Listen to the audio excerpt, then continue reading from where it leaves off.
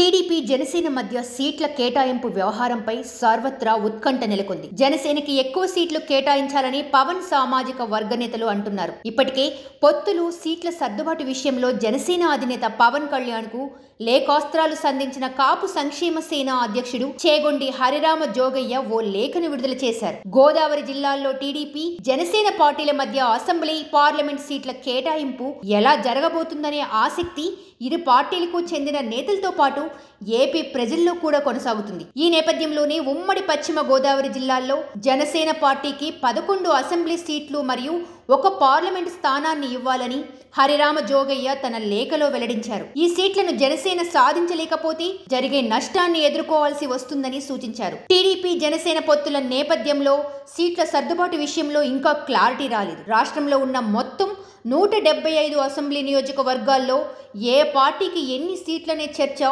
సర్వత్రా ఉత్కంఠంగా మారింది. తూర్పు మరియు పశ్చిమ గోదావరి జిల్లాల్లోని ప్రజాభీష్టం మేరకు ఎక్కువ స్థానాలు కేటాయించాలని 2 పార్టీల అధిష్టానాలు నిర్ణయానికి వచ్చాయని ప్రచారం సాగుతుంది. ఉభయ పశ్చిమ గోదావరి జిల్లాల్లో జనసేన అని పవన్ సామాజిక వర్గం మొండుగా ఉందని ప్రత్యేకంగా చెప్పాల్సిన పని లేదు.